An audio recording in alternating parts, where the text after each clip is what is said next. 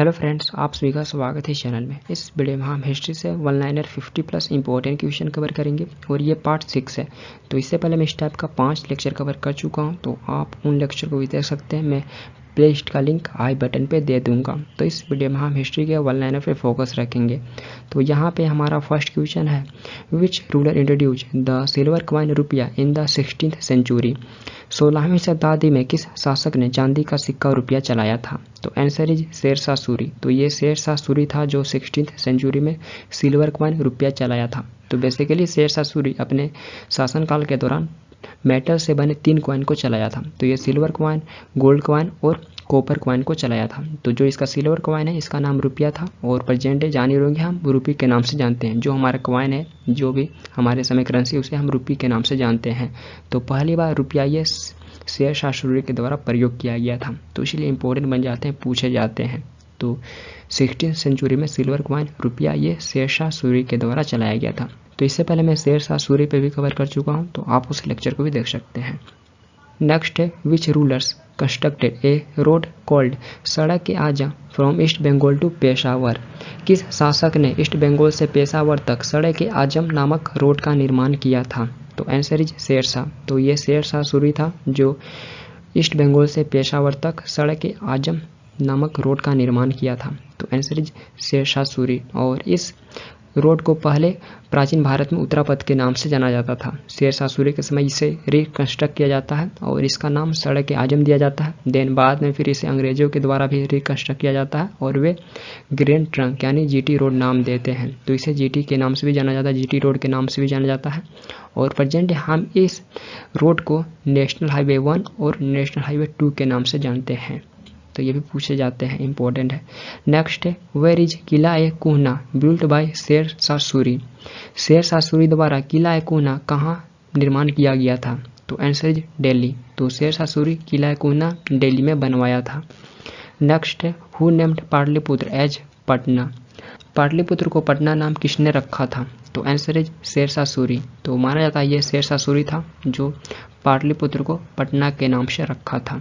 तो पाटलिपुत्र पहली बार जान ही रहेंगे, प्राचीन भारत में एक हरियंग डायनेस्टी था। तो हरियंग डायनेस्टी के फाउंडर माना जाता है बिम्बिसार। तो उन्हीं के वंशज में से एक उदयन थे, उदयन जो अजातशत्रु के पुत्र थे। तो उदयन के द्वारा पाटलिपुत्र का नींव रखा गया था और वे पहली बार पाटलिपुत्र को कैपिटल बनाए थे। लेकिन बाद में मेडिवल इंडिया में शेरशाह सूरी से पटना के नाम से रखता और प्रेजेंट डे भी हम पाटलिपुत्र को पटना के नाम से ही जानते हैं।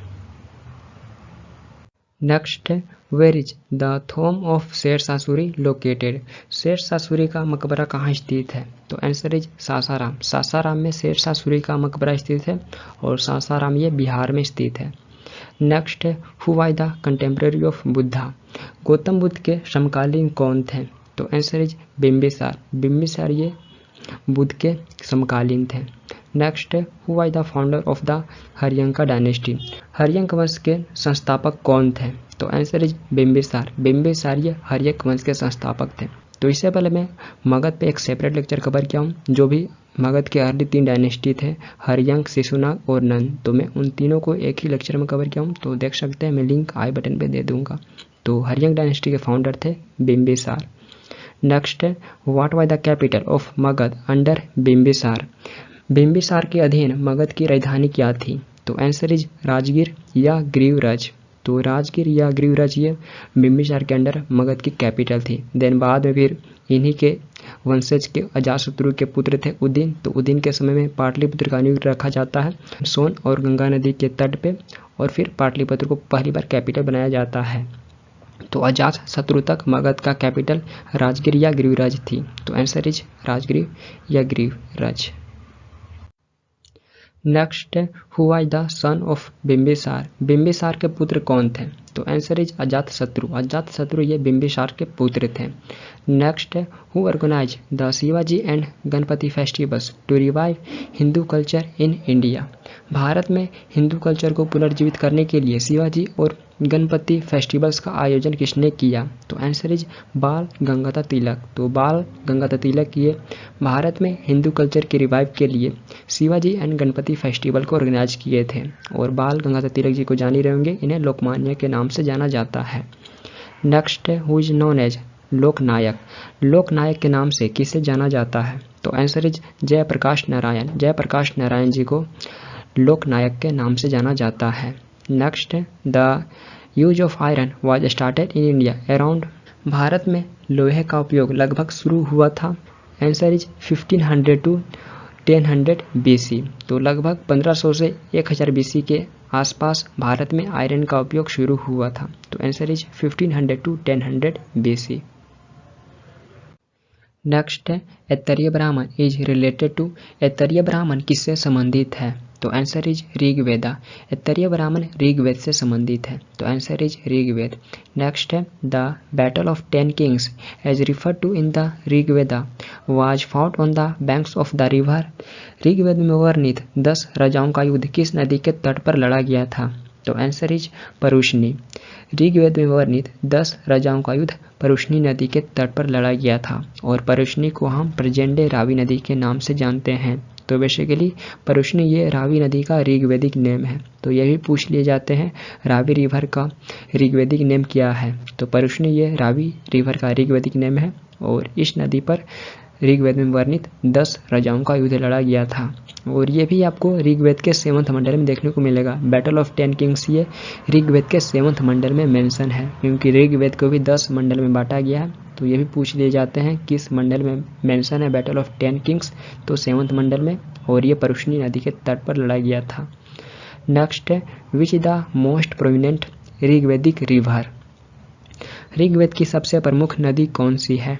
तो आंसर इज सरस्वती। सरस्वती ये ऋग्वेद की मोस्ट प्रोमिनेंट रिवर है।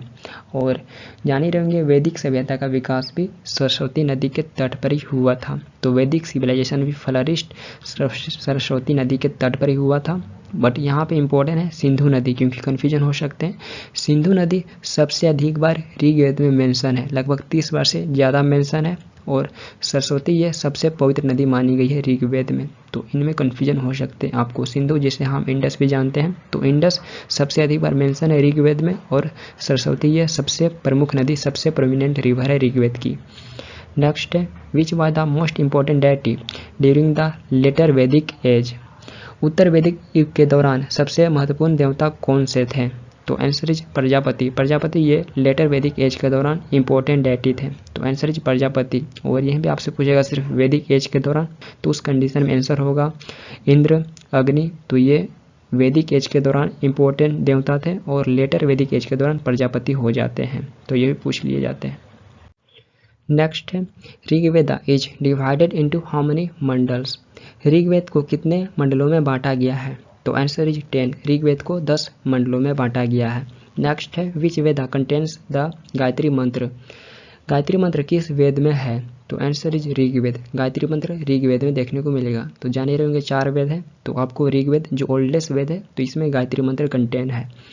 नेक्स्ट है गायत्री मंत्र is taken from which mandals. Gayatri मंत्र को किस मंडल से लिया गया है? तो आंसर इज 3rd मंडल्स। तो ऋग्वेद के 3रे मंडल से गायत्री मंत्र को लिया गया है। तो गायत्री मंत्र यह भी आपको ऋग्वेद के 3रे मंडल में देखने को मिलेगा। नेक्स्ट है द मेन ऑक्यूपेशन ऑफ वैदिक पीपल वाज। वैदिक लोगों का मुख्य व्यवसाय क्या था? तो आंसर इज कैटल ब्रीडिंग। पशुपालना इनका मेन ऑक्यूपेशन था। तो आंसर इज कैटल ब्रीडिंग। तो इसी प्रकार हम स्टडी करते होंगे स्टोन एज के बारे में। तो स्टोन एज में बेसिकली पैलियोलिथिक एज में लोगों का मेन ऑक्यूपेशन था हंटिंग। तो इसी प्रकार वैदिक एज में लोगों का मेन ऑक्यूपेशन कैटल ब्रीडिंग था। नेक्स्ट है Taimur invaded India in. Taimur ने भारत पर कब आक्रमण किया था? तो आंसर इज 1398। 1398 ईस्वी में तैमूर ने भारत पे इन्वेड किया था। नेक्स्ट है Taimur invaded India during the reign of. Taimur ने किसके शासनकाल में भारत पर आक्रमण किया था? तो आंसर इज नसरुद्दीन महमूद शाह तुगलक। नसरुद्दीन महमूद शाह तुगलक के शासनकाल के दौरान तैमूर भारत पे इन्वेड किया था। और नसरुद्दीन महमूद शाह ये तुगलक डायनेस्टी का रूलर था। ये लास्ट रूलर माना जाता है तुगलक डायनेस्टी का। तो दिल्ली सल्तनत में जान ही रहेंगे 5 डायनेस्टी रूल किए थे। फर्स्ट ससदेव, देन सेकेंड खिलजी था, देन 3rd डायनेस्टी तुगलक था, देन 4th डायनेस्टी सैयद था, then 5th and last Lodhi था। तो तुगलक डायनेस्टी के रूलर नसरुद्दीन महमूद शाह तुगलक के दौरान तैमूर 1398 में भारत में इन्वेड किया था। नेक्स्ट है during which dynasty Taimur invaded India. Taimur ने किस डायनेस्टी के दौरान भारत पर आक्रमण किया था? तो आंसर इज तुगलक। उस टाइम तुगलक डायनेस्टी का रूलर था, उस टाइम तुगलक डायनेस्टी का शासन था। नेक्स्ट है who adopted the title of Sikandar e Sani? Sikandar e सानी की टाइटल को किसने एडोप्ट किया था? तो आंसर इज अलाउद्दीन खिलजी। अलाउद्दीन खिलजी ये सिकंदर ए सानी के टाइटल को एडोप्ट किया था और अलाउद्दीन खिलजी ये खिलजी डायनेस्टी का रूलर था। तो इससे पहले मैं खिलजी डायनेस्टी पूरा दिल्ली सल्तनत के जो भी 5 डायनेस्टी थे मैं उनको कवर किया हूँ, तो आप उन लेक्चर को देख सकते हैं। Next who is known as Tuti e Hind? Tuti e Hind के नाम से किसे जाना जाता है? तो आंसर इज अमीर खुसरो। अमीर खुसरो को तूतीय हिंद के नाम से जाना जाता है। और अमीर खुसरो ये कौन था? तो ये दिल्ली सल्तनत के 8 शासकों से संबंधित था, बट मेनली ये अलाउद्दीन खिलजी का दरबारी कवि माना जाता है। तो ये अलाउद्दीन खिलजी का दरबारी कवि था। नेक्स्ट है दाग एंड चेहरा system in the military was introduced by? Military में दाग और चेहरा सिस्टम किसके द्वारा इंट्रोड्यूस किया गया था? तो आंसर इज अलाउद्दीन खिलजी। अलाउद्दीन खिलजी ने मिलिट्री में दाग एंड चेहरा सिस्टम को इंट्रोड्यूस किया था। Next who was the first sultan in Delhi to fix land revenue in cash? भू राजस्व को केस में फिक्स करने वाला दिल्ली का पहला सुल्तान कौन था? तो आंसर इज अलाउद्दीन खिलजी। तो अलाउद्दीन खिलजी ये दिल्ली का पहला सुल्तान था जो लैंड रेवेन्यू को केस में फिक्स किया था। Next who assume the title of al Wasiq Billah? Al Wasiq बिल्ला की उपाधि किसने एज्यूम की थी? तो आंसर इज मुबारक शाह। मुबारक शाह ये अल वाशिक बिल्ला के टाइटल को एज्यूम किया था। और मुबारक शाह ये कौन था? तो ये अलाउद्दीन खिलजी के बाद अगला रूलर बनता खिलजी डायनेस्टी का। तो ये अल वाशिक बिल्ला के टाइटल को एज्यूम किया था। देन इसके बाद फिर खुसरो खान बनता है रूलर, और खुसरो खान के बाद फिर तुगलक डायनेस्टी का स्थापना हो जाता है। नेक्स्ट है who was the founder of Tughlaq dynasty? Tughlaq वंश का संस्थापक कौन था? तो answer is Ghiyasuddin Tughlaq. Ghiyasuddin Tughlaq Tughlaq dynasty का फाउंडर था। तो गियासुद्दीन तुगलक 1320 एडी में तुगलक डायनेस्टी का स्थापना किया था। तो खिलजी डायनेस्टी का जो लास्ट रूलर था खुसरो खान, तो खुसरो खान की हत्या करके 1320 एडी में तुगलक डायनेस्टी का स्थापना किया था। और गियासुद्दीन तुगलक को गजी मलिक के नाम से जाना जाता था। तो ऑप्शन में ये भी नाम देखने को मिलते हैं। तो गियासुद्दीन तुगलक को गजी मलिक के नाम से भी जाना जाता था और ये तुगलक डायनेस्टी का स्थापना किया था। Next who build the city of Tughlaqabad? Tughlaqabad शहर का निर्माण किसने करवाया था? तो आंसर इज गियासुद्दीन तुगलक। गियासुद्दीन तुगलक तुगलकाबाद शहर का निर्माण करवाया था। नेक्स्ट है during whose reign did the Moroccan traveller Ibn Battuta visited India in the 14th century? 14वीं शताब्दी में मोरक्को के यात्री इब्न बतूता किसके शासनकाल में भारत आया था? तो आंसर इज मोहम्मद बिन तुगलक। मोहम्मद बिन तुगलक के शासनकाल के दौरान Moroccan traveller Ibn Battuta Bharat आया था। तो यहाँ से बहुत सारे इंपॉर्टेंट फैक्ट है जैसे पूछे जाते हैं। इब्न बतूता किस कंट्री से भारत आया था? तो ये मोरक्को से आया था। ये किसके समय में आया था? मोहम्मद बिन तुगलक के शासनकाल के दौरान आया था। किस सेंचुरी में आया था? तो 14th सेंचुरी एडी में Moroccan traveller Ibn Battuta Bharat आया था। तो ये सेंचुरी भी इंपॉर्टेंट है, सेंचुरी भी पूछ लिए जाते हैं। नेक्स्ट है which sultan establish a separate department Diwan i Amir Kohi to take care of agriculture? किस सुल्तान ने कृषि की देखभाल के लिए एक अलग विभाग दीवान ए कोही की स्थापना की? तो आंसर इज मोहम्मद बिन तुगलक। तो ये मोहम्मद बिन तुगलक था जो एग्रीकल्चर के लिए एक सेपरेट डिपार्टमेंट दीवान ए अमीर कोही की स्थापना किया था। तो answer is Mohammad bin Tughlaq. Next है Diwan e Bandagani a separate department of slave was founded by? गुलामों का एक अलग विभाग दीवान ए बंदगनी किसके द्वारा स्थापित किया गया था? तो आंसर इज फिरोज शाह तुगलक। फिरोज शाह तुगलक के द्वारा दीवान ए बंदगनी स्थापित किया गया था और दीवान ए बंदगनी स्लेव के लिए एक सेपरेट डिपार्टमेंट था। नेक्स्ट है who desecrated the Jwalamukhi temple and destroy the Jagannathpuri temple? Jwalamukhi मंदिर को किसने अपवित्र किया और जगन्नाथपुरी मंदिर को नष्ट किया था? तो आंसर इज फिरोज शाह तुगलक। तो ये फिरोज शाह तुगलक था जो ज्वालामुखी टेम्पल को अपवित्र किया और जगन्नाथपुरी टेम्पल को डिस्ट्रॉय किया था। Next who was known as the saviour of Delhi Sultanat? Delhi सल्तनत के उदारकर्ता के रूप में किसे जाना जाता था? तो आंसर इज बलबन। बलबन को सेवियर ऑफ दिल्ली सल्तनत के रूप में जाना जाता था। Next who was known as Lakh Bakhsh for his magnanimity? उसकी उदारता के लिए लक बख्श के नाम से कौन जाना जाता था? तो आंसर इज कुतुबुद्दीन ऐबक। कुतुबुद्दीन ऐबक ये अपनी उदारता के लिए लाख बख्श के नाम से जाना जाता था। और कुतुबुद्दीन ऐबक ये कौन था? तो ये दिल्ली सल्तनत और स्लेव डायनेस्टी का फर्स्ट रूलर यानी पहला शासक था। तो यही दिल्ली सल्तनत का फाउंडर माना जाता है और स्लेव डायनेस्टी का। तो इसे इसकी उदारता के लिए लाख बख्श के नाम से जाना जाता था। नेक्स्ट है कुव्वत ul Islam mask which is considered as the first mosque built in India was built by कुव्वत ul Islam मस्जिद, जिसे भारत में बनी पहली मस्जिद माना जाता है। तो इस मस्जिद का निर्माण किसके द्वारा किया गया था? तो आंसर इज कुतुबुद्दीन ऐबक। कुतुबुद्दीन ऐबक के द्वारा कुव्वत उल इस्लाम मॉस्क का निर्माण किया गया था, जिसे भारत में बना पहला मस्जिद माना जाता है। नेक्स्ट है चहलगानी वाज फाउंडेड बाय। चहलगानी किसके द्वारा स्थापित किया गया था? तो आंसर इज इल्तुतमिश। चहलगानी इल्तुतमिश के द्वारा स्थापित किया गया था। नेक्स्ट है who did destroy the power of चहलगानी। चहलगानी की पावर को किसने नष्ट किया था? तो आंसर इज बलबन। बलबन ये चहलगानी के पावर को डिस्ट्रॉय किया था। नेक्स्ट है which sultan of Delhi considered himself shadow of God. Delhi का कौन सा सुल्तान खुद को भगवान की छाया मानता था? तो आंसर इज बलबन। तो ये बलबन था जो खुद को भगवान की छाया मानता था। नेक्स्ट है who said Ram and Rahim are the two different names of the same god. किसने कहा राम और रहीम एक ही भगवान के दो अलग नाम हैं? तो आंसर इज कबीर। तो ये कबीर के द्वारा कहा गया था कि राम और रहीम एक ही भगवान के दो अलग नाम हैं। नेक्स्ट है whose philosophy is called the Advaita. किसके दर्शन को अद्वैत कहा जाता है? तो आंसर इज शंकराचार्य। शंकराचार्य के फिलोसफी को अद्वैत कहा जाता है। और शंकराचार्य इनका जन्म 8th सेंचुरी एडी में केरला में हुआ था। इनका जन्म 8th सेंचुरी एडी में केरला में हुआ था। और इन्हें आदि शंकरा के नाम से भी जाना जाता है। इन्हें आदि शंकरा के नाम से भी जाना जाता है। और इनका मृत्यु उत्तराखंड के केदारनाथ में हुआ था। इनका मृत्यु उत्तराखंड के केदारनाथ में हुआ था। और इनके द्वारा भारत के चारों कोनों में 4 मठ का निर्माण किया गया था। तो ये इंपॉर्टेंट है, पूछे जाते हैं। इनके द्वारा भारत के चारों कोनों में 4 मठों का निर्माण किया गया था शंकराचार्य जी के द्वारा। तो यहीं पे हम बात कर ले नॉर्थ में।